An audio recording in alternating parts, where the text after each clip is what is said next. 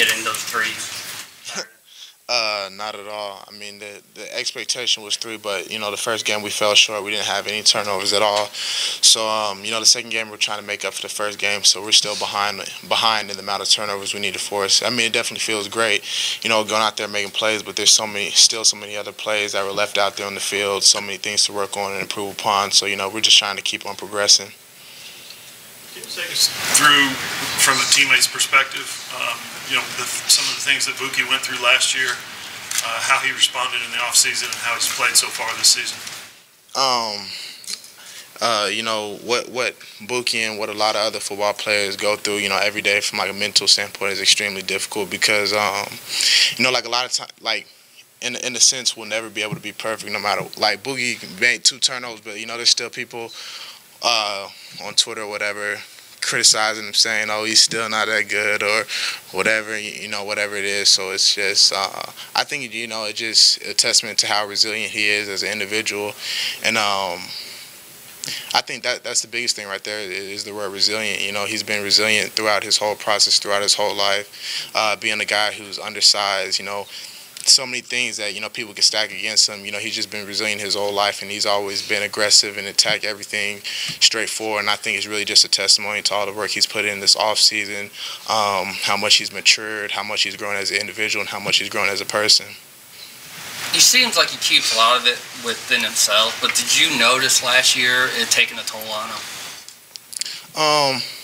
Yeah, definitely, because a lot of us, we're so close. We're with each other every single day. That's our brother. So, you can kind of see the effect that it takes on him. And, everybody tries to be there to support each other because we all know, what it's like to be criticized and all the things of that sort. But, he did a great job of, just being strong throughout the whole process of being resilient, and then us being his teammates and his brothers, him just being able to lean on us and us being able to help him out, emotionally and help support him through everything. Can you talk about Jaden Davis, just his impact to the secondary and how quick he's really progressing just through 2 games?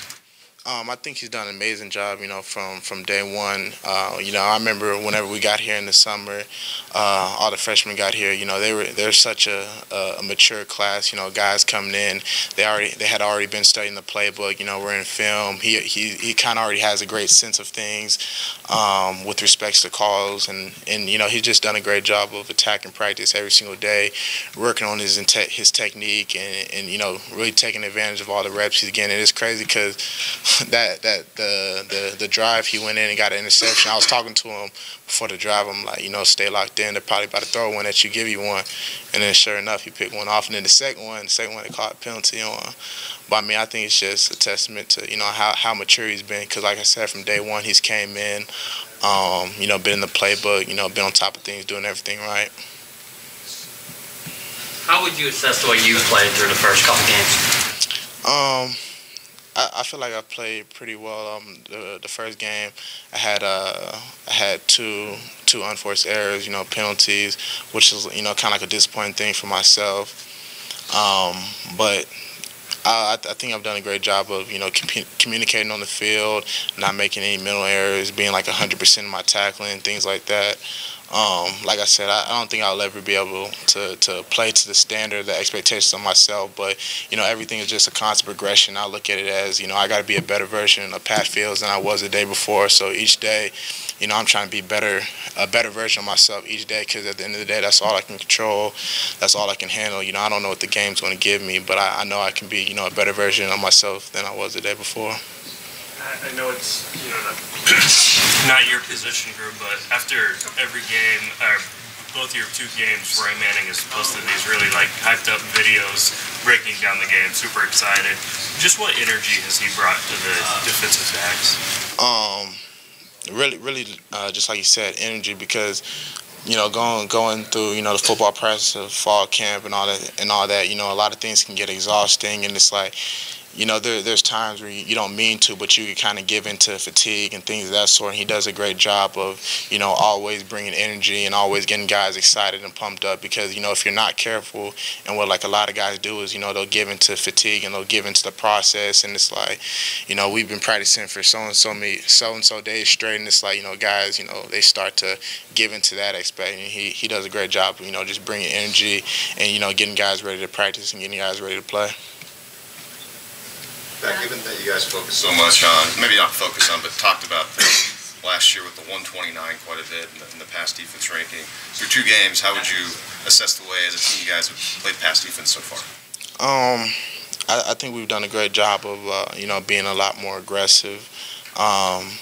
I think overall as a defense, we've played a lot better, but I mean, there's still just, you know, so many plays that, you know, we're leaving out there on the field, and there's still so much room for us to progress, which, you know, there's always going to be room for us to progress.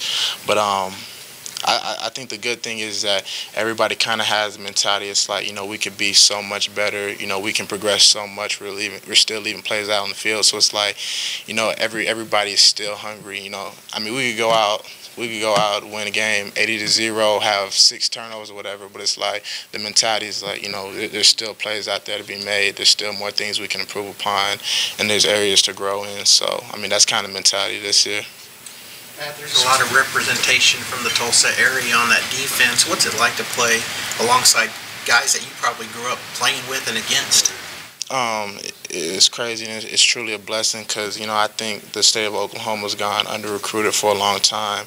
And, you know, us just being able to play here at this university, you know, playing for our state, and also one of the biggest universities in college football, you know, it's such a blessing. And, you know, it's kind of like, we have younger kids and high schoolers, you know, looking up to us, and it's crazy because, you know, at one point in time, we were once them. And I was just saying in another interview, part of the reason why, you know, I'm kind of like wearing a suit is I'm trying to make things that are, you know, business-like, professional, like cool to younger kids, because, you know, we have such a big platform, especially, you know, in the Tulsa areas or the cities that we're from.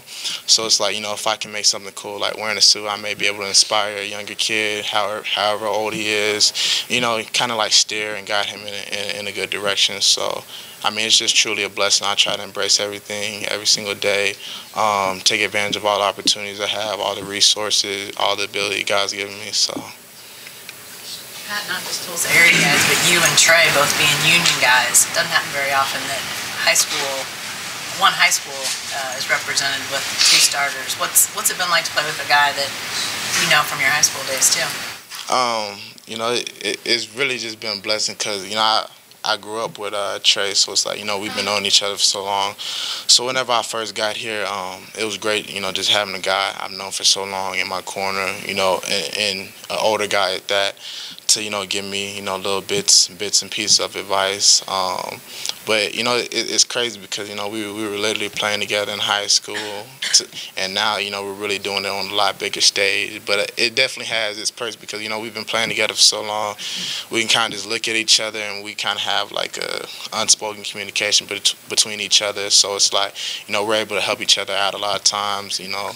So, I mean, it's really a blessing. And I think the biggest thing is, you know, just we grew up together, so it's like, you know, seeing Trey Brown in 8th grade versus Trey Brown as a junior in college, you know, it's crazy, you know, just seeing how much he's progressed, how much he's grown as an individual. You and Jordan's families grew up together. What's it been like with Jordan as well in that Union group, and just seeing him try to go through what he's going through to get on the field?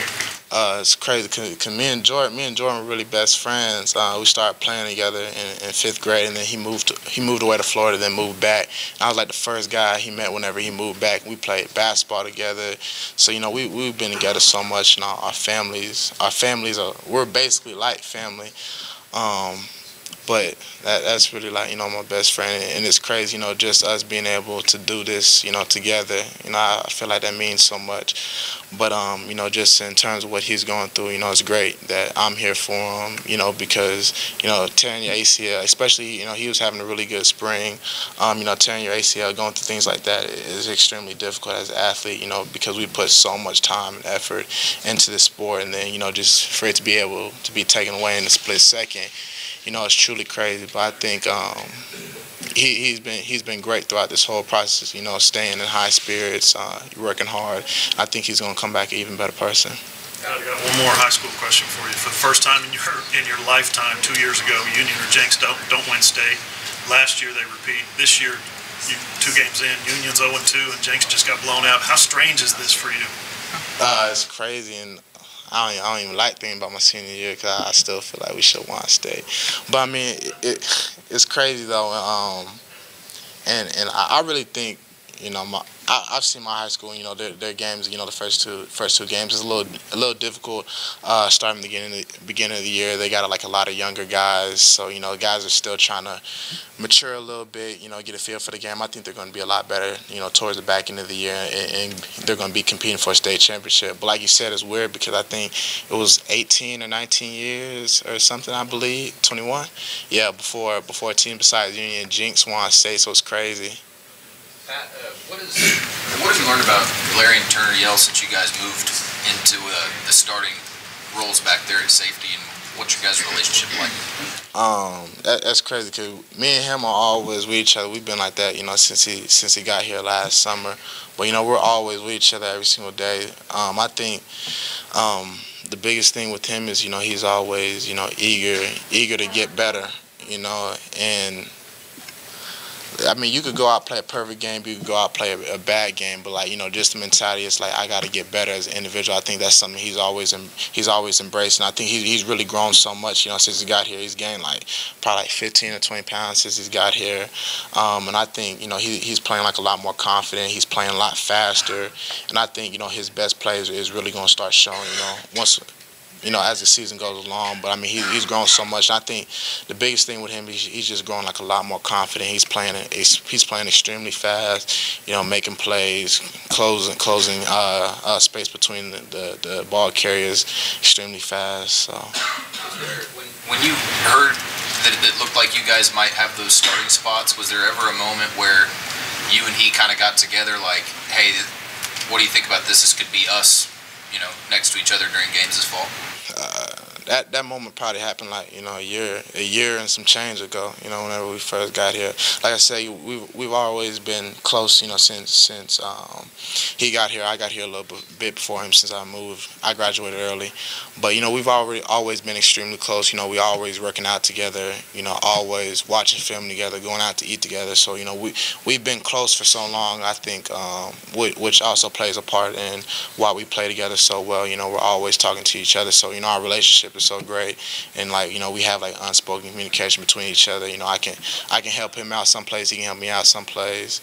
But it's crazy because, you know, I texted him yesterday. It's like, you know, we really gotta start taking our games to the next level, start taking our practice habits, you know, everything to the next level, because it's like both of our goals are to be, you know, first team all Big 12, you know, all the things of that sort. So, you know, we really need to start, you know, taking our games to the next level. And we just talked about that yesterday.